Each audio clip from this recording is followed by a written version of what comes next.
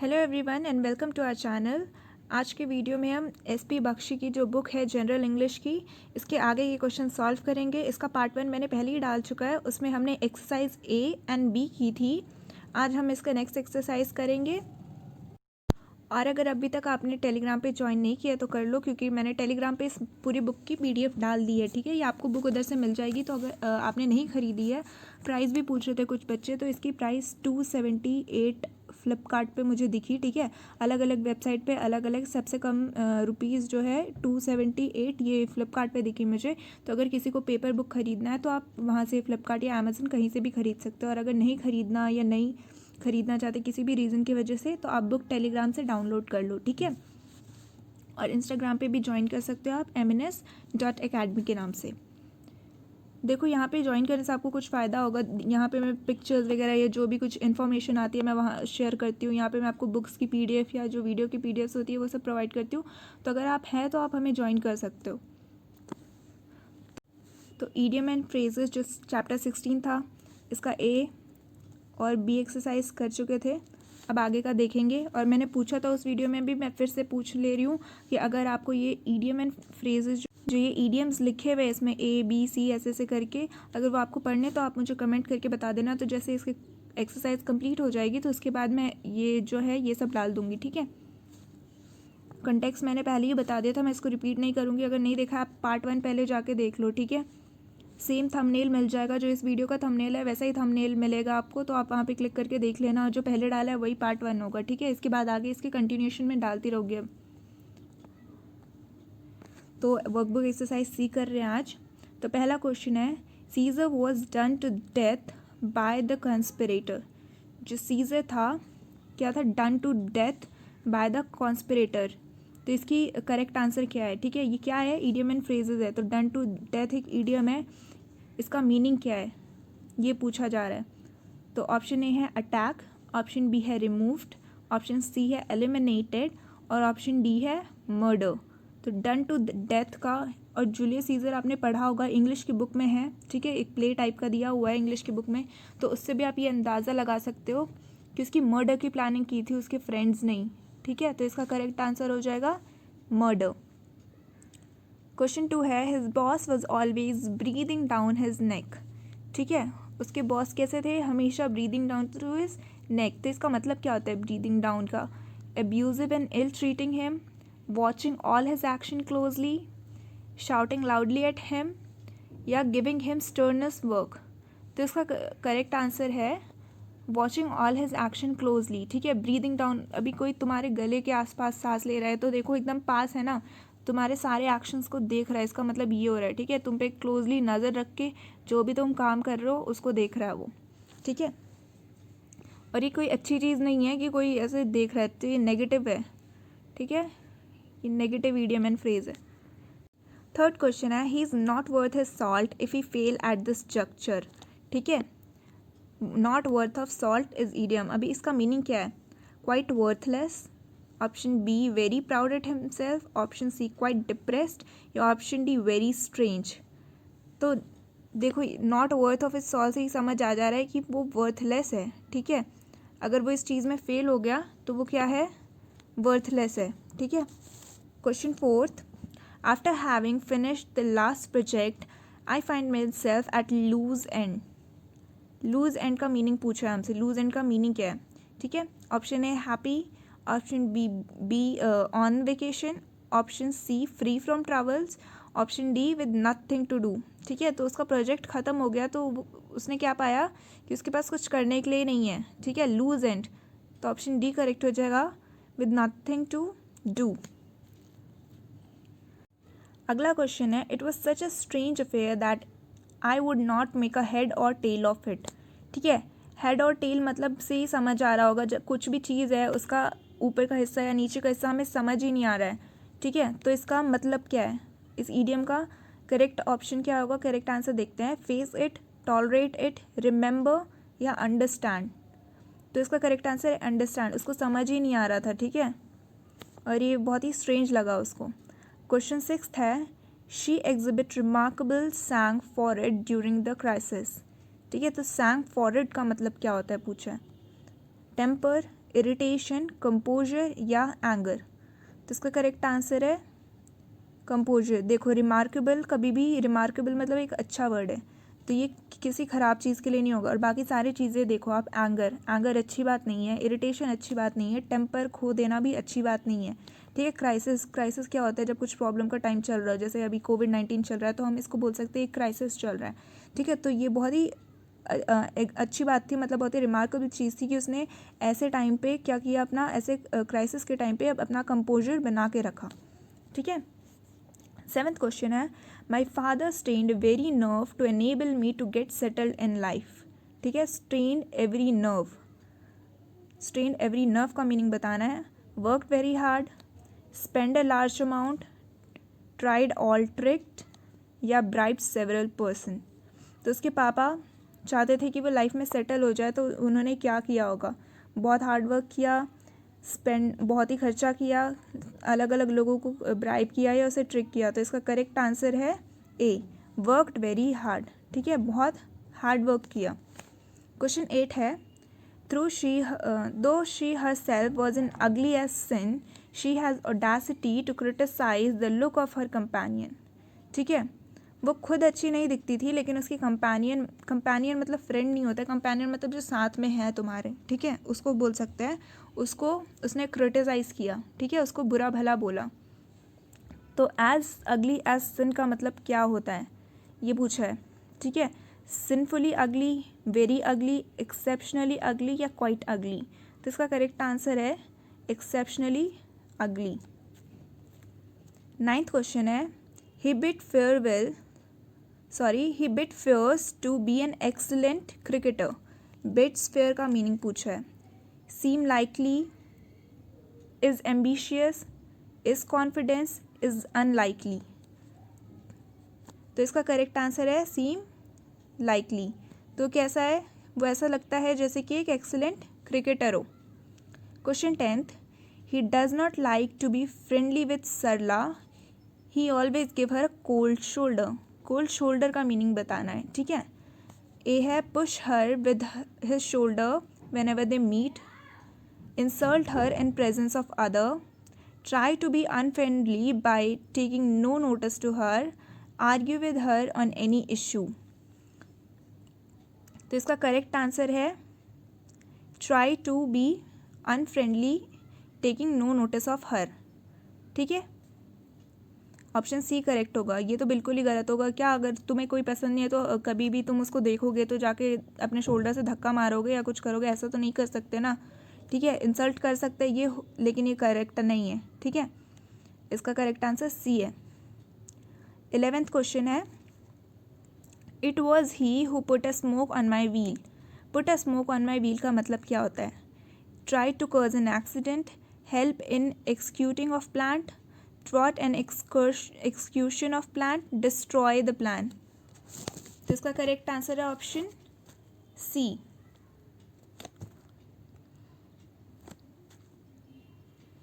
12th question है, the captain play with determination because the honour of the team was at stake. At stake का मतलब क्या होता है? ठीक है, ये एक वर्ड है बेसिकली, ये कोई इडियम नहीं है, ठीक है। तो जो कैप्टन था उसने बहुत ही मेहनत करके डिटर्मिनेशन के साथ खेला, क्योंकि टीम का ऑनर बेसिकली किस पे था? स्टेक पे था। तो स्टेक मतलब क्या है? Very tense, at the top, in danger या अप्रोप्रिएट। तो टीम का जो ऑनर था वो डेंजर में था, ठीक है, इन डेंजर। लास्ट क्वेश्चन है इस एक्सरसाइज का, his promotion is on the card. On the card का मतलब क्या होता है? ड्यू, एविडेंट, सर्टेन या प्रोबेबल। तो इसका मतलब होता है सर्टेन, ऑन द कार्ड मतलब होता है, ठीक है। उसका प्रमोशन क्या है? सर्टेन है, मतलब होगा ही, लोगों को पता था कि इसका प्रमोशन होने वाला है, ठीक है। तो ये सी एक्सरसाइज थी, ये फिनिश हो गई। अब ये वर्कबुक एक्सरसाइज डी है। Harassed by repeated act of injustice he decided to put his foot down. Put his foot down का मतलब क्या होता है? और देखो मैंने प्रीवियस वीडियो में भी बोला था, अगर आपको मैंने यहाँ पे आंसर मार्क किए हुए नहीं थे बुक में, तो मैंने भी मार्क नहीं किए हैं, ठीक है। ये बुक सीधा मैं बुक से ही करवा रही हूँ आपको, तो आप वीडियो को पॉज करके आंसर खुद से ट्राई करो, ठीक है। 4 क्वेश्चन है ना इस स्लाइड में, जैसे आप पॉज कर लो, चारों का आंसर लिख लो, फिर तो मैं आंसर बताऊँगी तब चेक कर लेना कि आपका सही हो रहा है कि नहीं, तो इससे आपकी प्रैक्टिस भी हो जाएगी साथ साथ में, ठीक है, और नहीं करना तो देख लो ऐसी, मेरा तो कुछ नहीं, मेरा पढ़ाना काम है, अगर आप प्रैक्टिस करना चाहते हो साथ साथ में तो कर लो, आपके लिए अच्छा होगा। तो ऑप्शंस देख लेते हैं। Resign, not to yield, withdraw, accept the proposal unconditionally. ठीक है, उसने बहुत बार उसे हरास किया गया था, लेकिन फिर उसने क्या डिसाइड किया कि वो फिर भी यील्ड नहीं करेगा। ठीक है, पीछे नहीं हटेगा। सेकंड क्वेश्चन है, at Christmas even the elderly father paint the town red. Paint the town red का मीनिंग पूछा गया हमसे। Indulge in rotting, paint the house red, spill red wine, या ऑप्शन डी है हैव अ लाइवली टाइम। तो option D इसका correct है। ठीक है, क्रिसमस बेसिकली जो हमारा नहीं, लेकिन इंडिया में भी काफ़ी लोग मनाते हैं क्रिसमस। ठीक है, तो वो लोग कोई भी फेस्टिवल हो, दिवाली हो, होली हो, ठीक है, हम लोग कैसे बहुत ही लाइवली, बहुत ही खुश से बनाते हैं, तो वैसे ही जब क्रिसमस है तो वो लोग बहुत ही खुशी से बनाते हैं, तो उनके लिए ये यूज़ होता है पेंट द टाउन रेड। ठीक है, थर्ड है, his letter to his ward speak volume of his forbearance and good sense.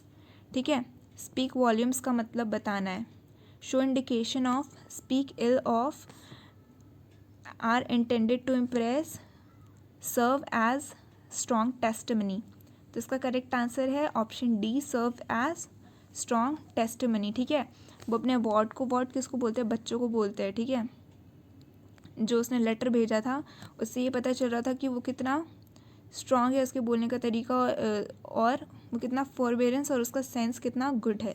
ठीक है, he is in a habit of chewing the cud. Chewing the cud का मतलब बताना है हमें। Accusing other, crying over spill milk, forgetting things, to muse on. तो इसका correct answer है टू म्यूज़ ऑन, एक ही चीज़ पे पड़े रहना। ठीक है, तो ये उसकी हैबिट है। क्राइंग द स्पिल मिल्क और इसमें क्या डिफरेंस है कि इसका मतलब होता है कि कुछ ख़राब हो गया उस चीज़ पे रोना, और इसमें कुछ भी हो उसी चीज़ पे अटके रहना, तो वो मतलब हो गया। ठीक है, to muse on. Fifth question है, I just paid him a left handed compliment. Left handed compliment का मीनिंग बताना है हमें। ठीक है, an honest, a well deserved, an insincere, a flattering. ठीक है, लेफ्ट हैंडेड से देखो ऑनेस्ट तो नहीं होगा। ठीक है, लेफ्ट हैंडेड मतलब होता है इनसिंसियर। ठीक है, वेल डिजर्व्ड मतलब जो वो डिज़र्व करता है वैसा कॉम्प्लीमेंट, तो इसका मतलब वो भी नहीं होता। 6 है, the new CM stuck his neck out today and promised 10 kg free wheat a month for all ruler family. जो नए CM बने हैं उन्होंने क्या किया, stuck his neck out and promise कर दिया कि 10 kg wheat जो है रूलर फैमिली को फ्री में दिया जाएगा। stuck his neck out का मतलब क्या है, extended help, took an oath, caused embarrassment या took an risk। तो इसकी करेक्ट आंसर है option D, took a risk। तुम अपना गला बाहर निकालोगे तो रिस्क ही ले रहे हो ना। ठीक है, he burn his finger by interfering in his neighbours affair. Burn his finger का मतलब बताना है। Got rebuked, got himself insulted, burned himself, got himself in troubled. तो इसका करेक्ट आंसर है गॉट हिमसेल्फ इन ट्रबल।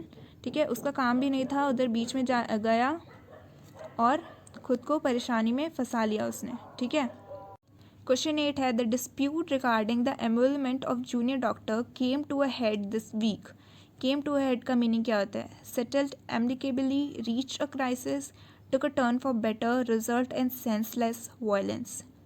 तो इसका करेक्ट आंसर है रीच्ड अ क्राइसिस। ठीक है, जूनियर डॉक्टर की जो एनरोलमेंट थी उसके ऊपर कुछ करना था, तो वो क्या हुआ इस वीक में, वो एकदम क्राइसिस पे रीच हो गई। 9th है, he is a strange fellow, it is very difficult to deal with him, it seems that he has a bee in his bonnet। bee in his bonnet का मतलब क्या है, an achievement to be proud of, an obsession about something, to face problem as a result of his senseless action, a peculiar habit of confusing other। इसका correct answer है option B, an obsession about something। ठीक है, 10th है, it will be very wise of your part to let the bygones be bygones. ठीक है। Let the bygones be bygones का मतलब क्या होता है, ये बहुत ही ज़्यादा यूज़ किए जाने वाला इडियम एंड फ्रेजेस है, ठीक है, बहुत ही कॉमन लैंग्वेज में यूज़ किए जाने वाला। तो resist the past, ignore the past, collect the past या रिसीव द पास्ट। तो इसका मतलब होता है इग्नोर द पास्ट। मान लो आपका और आपके किसी फ्रेंड का पास्ट में झगड़ा हुआ है, ठीक है, और अभी आप लोग फ्रेंडशिप करना चाहते हो, तो आप ये बोल सकते हो, ठीक है, let the bygones be bygones, मतलब जो हो चुका है उसे भूल जाओ और आगे बढ़ो, ठीक है, ये इसका मतलब हो गया। 11th है the boy had a hair breath escape from the street accident, ठीक है। हेयर ब्रेथ मतलब एकदम इतनी सी जगह, बालों जितनी, ठीक है, बालों की जितनी ब्रेथ होती है उतनी सी जगह से वो एस्केप किया है। तो इसका मतलब क्या होगा, देखो इससे साफ साफ ही मतलब पता चल रहा है वर्ड से कि वो नैरो होगा, ठीक है। लकी तो होगा नहीं, हेयर ब्रेथ से ही बोल दिया है, लेकिन ईडियम है, कभी कभी इसका हो सकता है, ठीक है। ईजी, क्विक, ईजी तो बिल्कुल नहीं है, अगर वो इतनी सी जगह से बच के जा रहा है तो ईजी तो बिल्कुल नहीं है ना। हेयर ब्रेथ से ही समझ आ रहा है कि बहुत ही नैरो है, ठीक है। 12th है in spite of the efforts of all peace loving people world peace is still a far cry, ठीक है। इतने सारे पीस लविंग लोग हैं फिर भी जो वर्ल्ड की पीस है क्या है, फार क्राई है। फार क्राई का मतलब क्या होता है,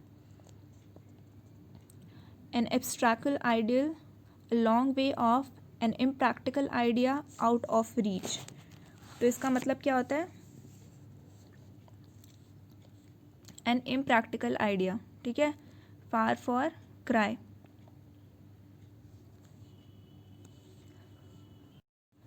तो ये लास्ट एक्सरसाइज है इडियम एंड फ्रेजेस का, ठीक है। ये एक्सरसाइज डी था, अभी ई आया, और इसके बाद कोई भी एक्सरसाइज नहीं है। इसके बाद हम फिल इन द ब्लैंक्स या वन वर्ड सब्स्टिट्यूशन करेंगे, ठीक है। तो फर्स्ट क्वेश्चन है इधर इस एक्सरसाइज का, the scenery of Kashmir beggars description, ठीक है। जो कश्मीर की सीनरी है वो क्या करती है, बेगर्स डिस्क्रिप्शन। तो बेगर का मतलब क्या है, beyond the power of description, beg for description, describe a beggar, description of beggar. तो इसका सही आंसर है A, beyond the power of description, ठीक है। अब वो भीख तो नहीं मांग रही ना डिस्क्राइब करने के लिए, ना ही किसी भिखारी को, बेगर मतलब क्या होता है, जो भीख मांगता है, ठीक है, उसको डिस्क्राइब कर रही है। तो सी और डी तो वैसे ही गलत हो गए, ठीक है। तो करेक्ट आंसर या मोस्ट अप्रोप्रिएट जो क्या है, beyond the power of description, मतलब इतनी सुंदर है कश्मीर की उसको हम लोग डिस्क्राइब भी नहीं कर सकते हैं, ठीक है। और sorry, question 2, as her result is likely to be declared in a day or so she is on the tenter hooks this day, ठीक है। टेंटर हुक का मतलब क्या होता है, उसके रिजल्ट डिक्लेयर होने वाले हैं 1 या 2 दिन में। जैसे हमारा रिजल्ट आने वाला है तो हमारी कैसी फीलिंग होती है, देखो ऑप्शन पढ़ो, देख के अगर कोई सही लग रहा है तो बोलो। Sitting on hook, confused, pleased, anxious, suspension. पढ़ के ही समझ आ रहा है, एंशियस होते हैं हम, वरी होते हैं, और मतलब एक्साइटेड भी होते हैं, वरीड भी होते हैं, ठीक है, तो उसको बोल सकते हैं। ऑप्शन डी करेक्ट है। थर्ड है it is a pity that our politicians are more interested in loaves and fish than the uplift of the poor, ठीक है। लोव्स एंड फिशेस का मतलब क्या है, bread and butter, kind of fish, worldly benefit, means of power. तो इसका correct answer है worldly benefit, ठीक है। पॉलिटिशियंस को पुअर की अपलिफ्ट से कोई मतलब नहीं है, वर्ल्डली बेनिफिट से ही मतलब है, ठीक है, उसी में उनको ज़्यादा इंटरेस्ट है। Question 4, eloquent lamentation regard the fate of flora and fauna are certain to be rendered as a cry in the wilderness. As a cry in the wilderness का मीनिंग बताना है। A cry in vain, an unpleasant situation, cry in laughter, a laughter having no end. तो इसका correct answer है cry in when, ठीक है। मतलब cry in when मतलब क्या होता है कि कुछ भी कर लो उससे कोई फ़र्क नहीं पड़ रहा, ठीक है, सब फालतू में जा रहा है। तो फ्लोरा एंड फौना की देखभाल करने के लिए जो भी अगर कोई भी कुछ बोल रहा है तो वो जो कर रहा है वो क्या है, वो क्राई इन वेन है, ठीक है, वो फालतू जा रहा है, लोग कोई सुन नहीं रहे उसको। Question 5, India carried the day by defeating Australia in hockey series. Carried the day का मतलब क्या होता है, लूज, विन, डिसाइसिव विक्ट्री।